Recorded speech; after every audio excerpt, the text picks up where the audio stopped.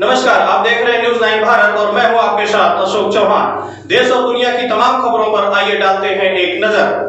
उत्तराखंड कांग्रेस के प्रदेश अध्यक्ष प्रीतम सिंह के आह्वान पर किसानों के समर्थन में व तीनों काले कानून के विरोध में और बढ़ती महंगाई बेरोजगारी के विरोध में कांग्रेस पार्टी ने काशीपुर में महानगर कांग्रेस अध्यक्ष संदीप सहगल के नेतृत्व में सरकार का पुतला दहन किया।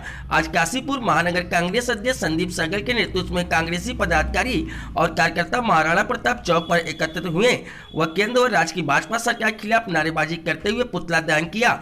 महानगर कांग्रेस अध्यक्ष संदीप सहगल ने कहा कि देश का अन्नदाता सड़कों पर है, ऐसे हम सरकार से ये कहना चाहते हैं कि सरकार तीनों लागू किए गए कानून वापस ले और किसानों से राय लेने के बाद कृषि कानूनों को बनाया जाए। उन्होंने कहा कि समाज का हर तबका परेशान और त्रस्त है, ऐसे में सरकार के द्वारा लाया गया बजट देश के विभिन्न राज्यों में होने वाले विधानसभा चुनाव के मद्देनजर चुनावी बजट है और यह बजट एक तरफ से चुनावी घोषणा पत्र है।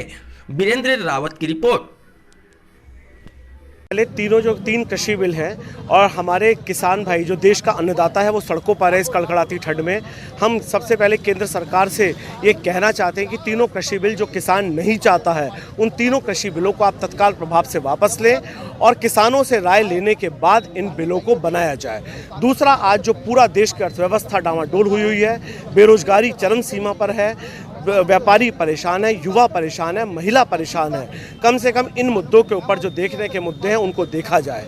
बजट पूरी तरीके से शून्य है, चुनावी घोषणा पत्र प्रतीत होता है। ये बजट जो बनाया गया है, ये बजट केवल चुनावी राज्यों को देखते हुए चुनावी रूपरेखा तैयार की और चुनावी घोषणा पत्र है। इसलिए हमने ये हमारे देश के जो तानाशाह प्रधानमंत्री के रूप में जो उभर कर आ रहे हैं, उन तानाशाह प्रधानमंत्री से ये निवेदन करना चाहते हैं कि आप तत्काल प्रभाव से इन तीनों बिलों को तत्काल प्रभाव से भंग करें, खत्म करें और उसके बाद किसानों की राय लेने के उपरांत इन तीनों कानूनों को बनाएं। आज जो पुतला दहन किया गया है, बीजेपी सरकार ने जो ये काला कानून बनाया है जो किसानों पर थोप रही है, उसके विरोध में पुतला दहन किया गया है।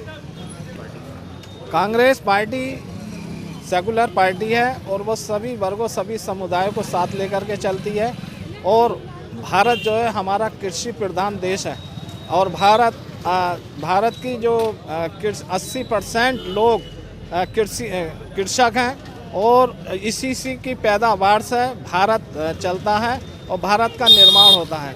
देखिए, बीजेपी सरकार ने तमाम उल्टे सीधे कानून बनाए हैं और देखिए आज तक की कोई ऐसी सरकार नहीं आई जिसने देश को बेचा हो।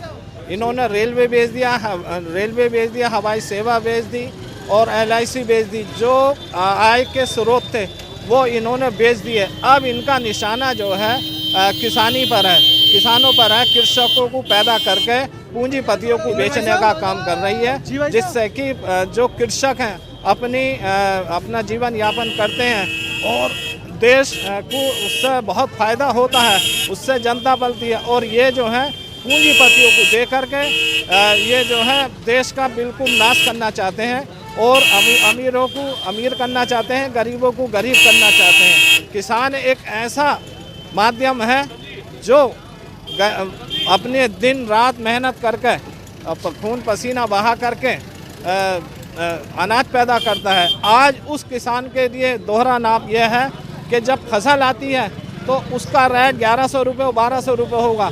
2 महीने का रेट जब वो माल पूंजीपतियों के गोदामों में चला जाएगा तो उसका 2000 रुपये होगा।